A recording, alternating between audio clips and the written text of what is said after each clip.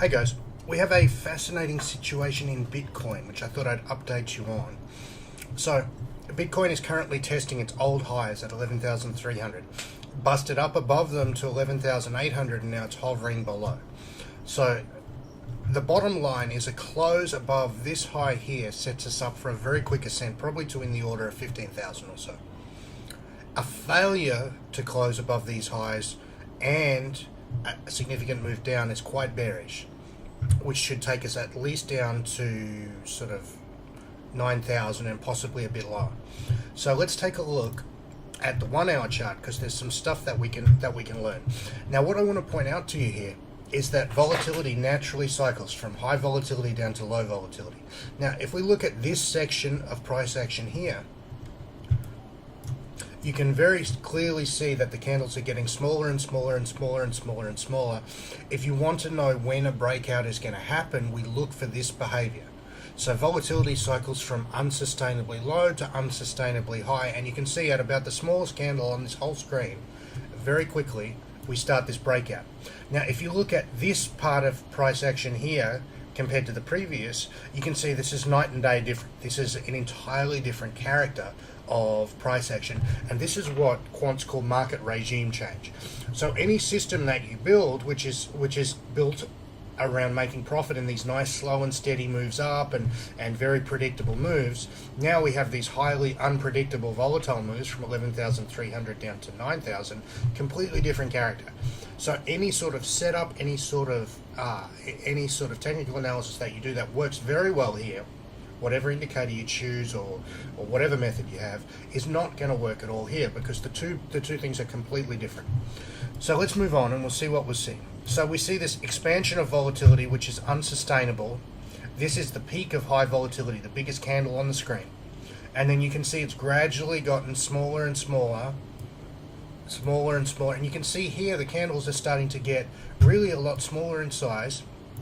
And we have what's called a spike and channel market here. So we have a big spike and then we have a channel, and a channel is a weakening up move. So we have a very weak up move that's forming a trading range between here and here.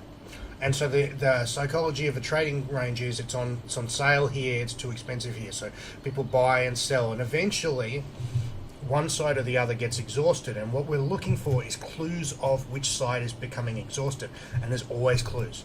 So let's just scroll on a bit further, and we see here we have this low here, but we have the next low is ever so slightly above that. So what that tells us is that the sellers can't push it down further than they could before. They're just slightly less.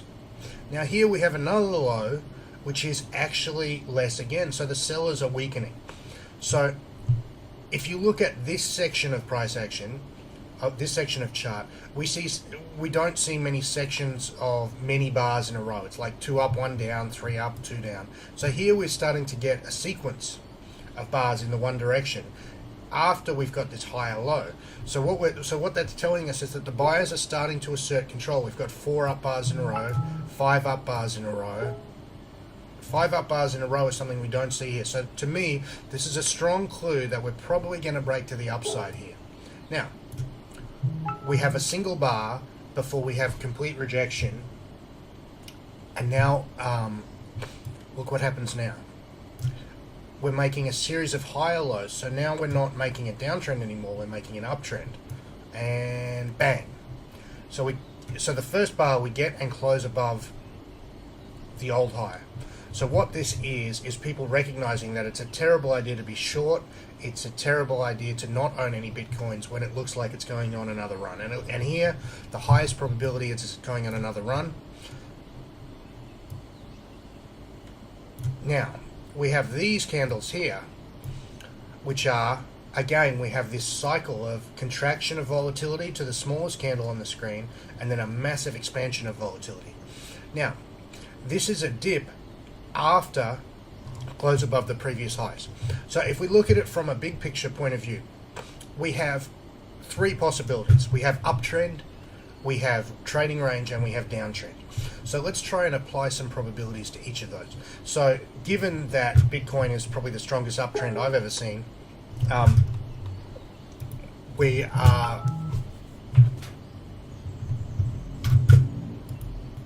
So given that Bitcoin is the strongest uptrend I've ever seen, the odds are always in favor of trend continuation, especially after a break of this old high, which should have represented strong resistance. So it's quite normal to have a bit of a battle around old highs that are significant. So here, if we would probably say that the odds of upside continuation are about 70%. The odds of it forming a trading range coming down to somewhere around here and then going up, that's probably about 20%. And the odds of it being all over completely dead here is probably about 10%. So these guys up here, everyone who sold up here is betting on a 10% outcome. Now, as we know, 10% outcomes are not the way to bet, but if they do come off, wow, they do amazing things, but that's just not the way to bet. So the odds are very strong that this dip down to about the bottom of the previous trading range is one to buy. And if we look closer at this, let's drop it down to 15 minute and we'll see what we see. So it got up to 11,800. It's got some dip buying here and gone up, so it's made one failed attempt to drive the market down. It's made a second attempt to drive the market down. So the market occasionally tries things 3 times, but rarely tries it 4th. So the odds are very strong here, especially given the strong buying pressure we've got from 10.5 up to 11.2. The odds are very strong that this is a dip that's going to buy, and these sellers are eventually going to be proven to be stupid, and they're probably going to have to cover. And we're probably the highest probability now, and probably a 70% probability, is a continuation of the up move, probably to 15,000 or so, as crazy as that sounds. So I hope that helps.